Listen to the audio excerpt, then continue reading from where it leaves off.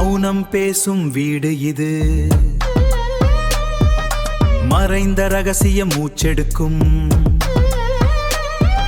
சிரிப்பின் பின்னால் நிழல்கள் தினமும் காத்திருக்கும். யார் நண்பர் யார் எதிரி யாருக்கும் தெரியாமல் இருக்கும். அனைத்து உண்மைக்கும் முடிவில்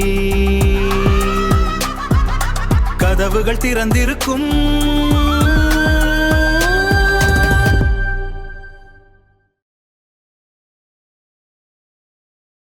தூது வலையில அரைச்சியா கொண்டையில வந்து ஆச்சா மாமன் கிட்ட பேச போற மணி கணக்கு.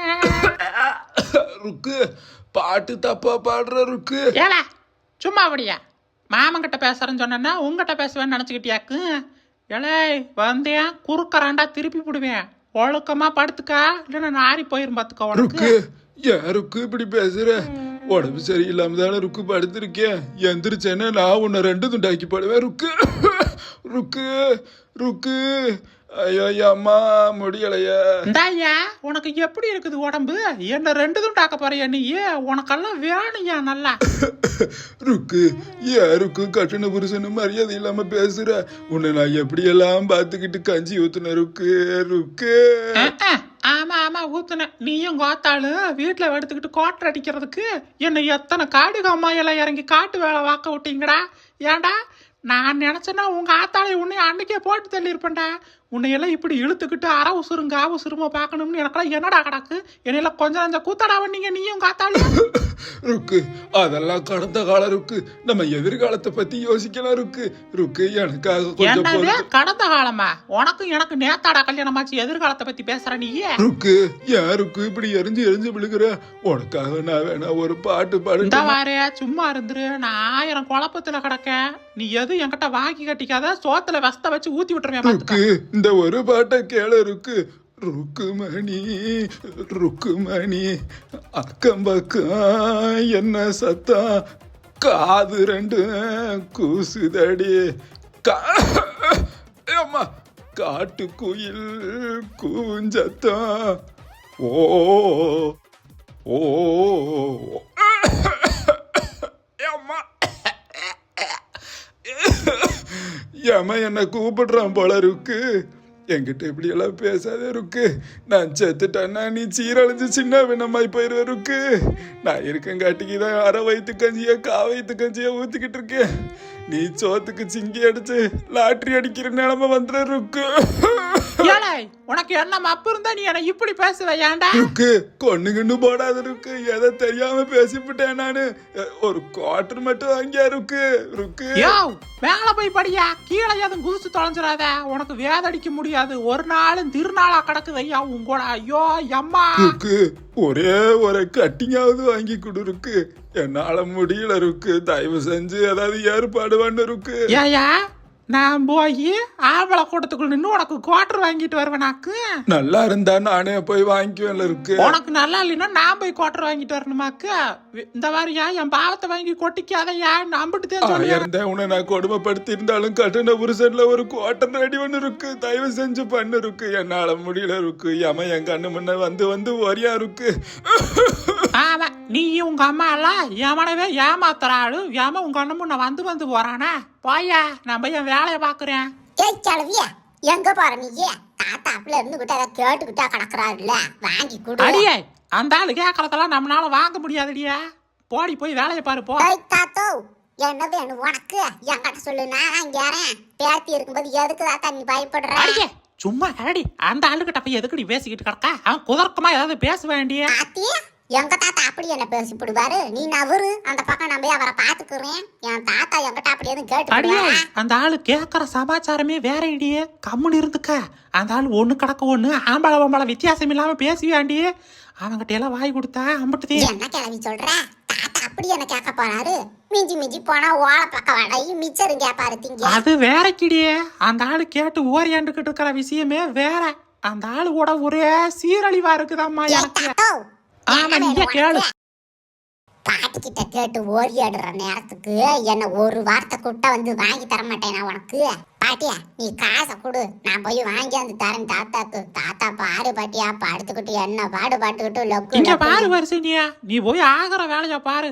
அந்த ஆளுகிட்ட எல்லாம் வாங்கி கொடுக்காத. தாத்தா அப்படி என்ன கட்டுப்பிட்டாரு? ஏன் தாத்தா பாட்டி சொல்லவே மாட்டேங்குது? அடியே சும்மா அடியே, அந்த ஆளு தூக்கி விட்டியான் போல.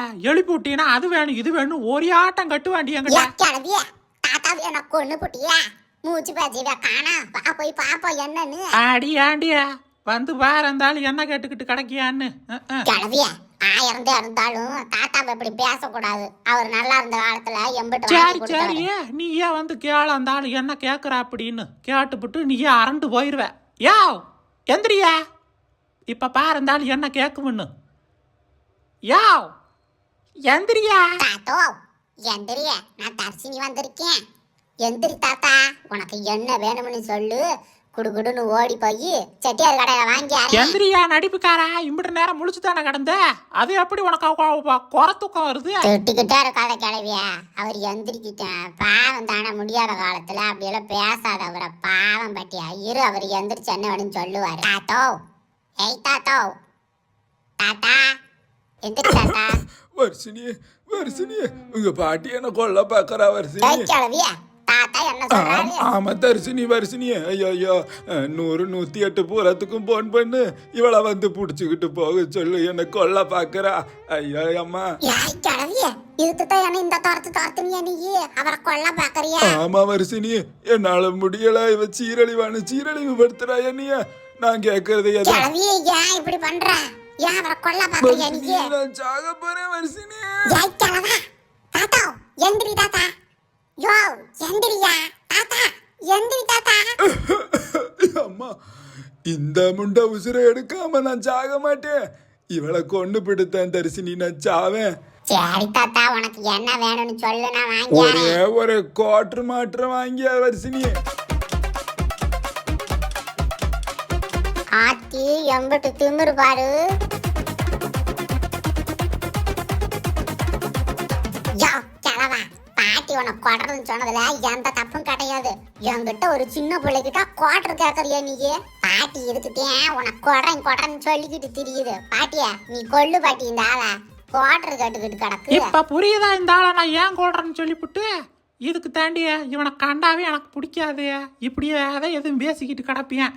வாடி நம்ம போய் அந்த பக்கம் உட்காருக்கோம். யோ மருந்து குடிச்சுட்டு போடியா. தாத்தா மருந்த குடித்தாத்தா, யா தாத்தா இப்படி பண்ணிக்கிட்டு கிடக்க? மகனே மருந்த குடிச்சிருக்கணும் நான் வர்றக்குள்ள, இல்ல உன்னை கொன்னே விடுவேன் பாத்துக்க. அதுக்குன்னு ஒரே முட்டா துட்டா அத கலவியா. பாவம் இல்ல தாத்தா, யோங்கி போ. நான் ஒரு புது வியாபாரம் பண்ண போறேன் வருஷினிய, என்ன நினைக்கிற நீ?